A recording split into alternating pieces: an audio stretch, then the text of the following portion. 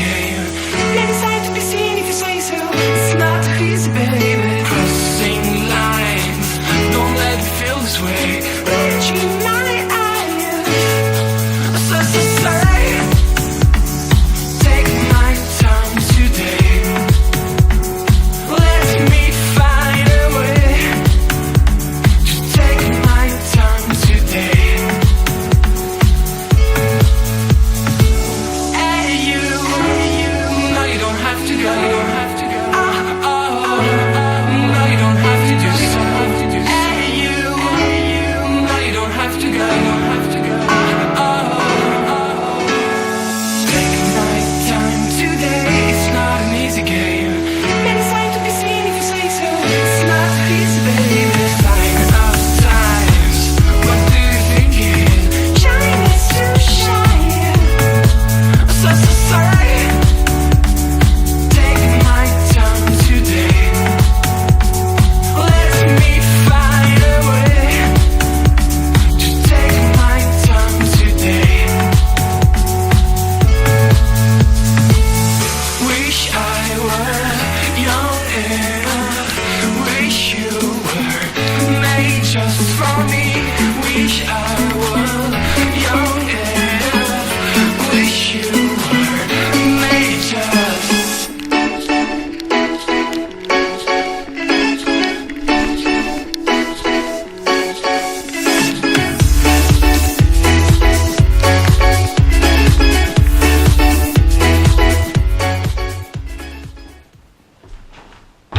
Hey, salut, c'est Jérémy, on arrive sur la méthode de conclusion du 740S.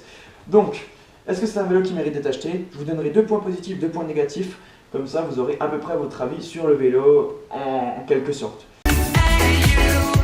Alors, le vrai négatif sur ce vélo, c'est que j'ai vraiment eu des problèmes récurrents avec, c'est les freins. Alors, je m'explique, parce qu'il faut une explication. Les freins, c'est soit vous n'en avez pas du tout, soit vous appréciez à peine, et là ça pile tout. C'est-à-dire qu'il n'y a pas de juste milieu, vous ne pouvez pas trouver un point entre guillemets de léchage qui vous permettra de ralentir le vélo. C'est très compliqué et franchement dans des descentes où c'est que vous avez besoin de pas forcément trop réfléchir et surtout d'agir, il n'est pas présent, qu'on soit clair. C'est même dangereux, j'irai jusqu'à ce point là. Ensuite, le deuxième point qui m'a saoulé toute la journée, c'est les pédales en plastique. Ils ont fait semblant de mettre des petits picots pour faire semblant que ça allait accrocher.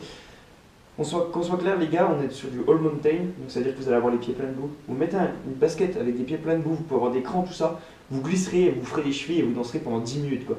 Clairement dans la journée là, aujourd'hui j'ai dû glisser 5 ou 6 fois et à m'éclater les chevilles, c'était vraiment pas cool. Donc maintenant on va enchaîner sur les points positifs. Les points positifs que j'ai pu remarquer, alors la Morteau et la fourche Manitou, c'est dans l'abus. C'est-à-dire que dans la montée, elle ne vous fait pas chier, vous mettez le blocage, ça monte tout seul. Dans la descente, vous débloquez tout ça, et là, vous êtes sur un coussin d'air. Ça va, mais alors du feu de Dieu. Vous arrivez en bas, vous n'avez même pas l'impression d'avoir descendu une descente, vous vous retournez, puis là, vous voyez que c'est un film d'horreur derrière, il y a des cailloux partout, tout. Et tu vois, oh, je suis pas sûr d'être passé par là. Mais bon, c'est vraiment un truc de fou. Ensuite, le poste de pilotage m'a choqué, malgré que la selle vous défonce le cul, hein, je vous l'avoue, mais alors totalement. Le poste de pilotage est juste extraordinaire, c'est-à-dire que quand vous êtes dessus, vous avez l'impression que vous avez toujours eu ce vélo entre les mains. Ça m'a pris, mais peut-être, allez, à tout casser 2 minutes de me le mettre en main, quoi. Je suis monté dessus et direct, je me suis senti bien. Il n'y a pas eu le juste milieu. Clairement, est-ce que j'achèterais ce vélo? Oui, carrément. Est-ce que c'est un bon vélo? Eh ben, on part sur le même, oui, carrément. C'est un all mountain qui coûte pas excessivement cher et en plus de ça, c'est un all mountain bien équipé. Il y a juste quelques petits frais à prévoir directement quand vous l'achetez. Parce que si vous commencez à tourner un peu fort, vous allez vous faire des frayeurs. Mais au-delà de ça, pour 1400 boules, je suis désolé, mais ça reste quand même très très bon. Donc pour moi, Between marque un très très gros point avec le Roll Mountain comme ça, même si c'est Between.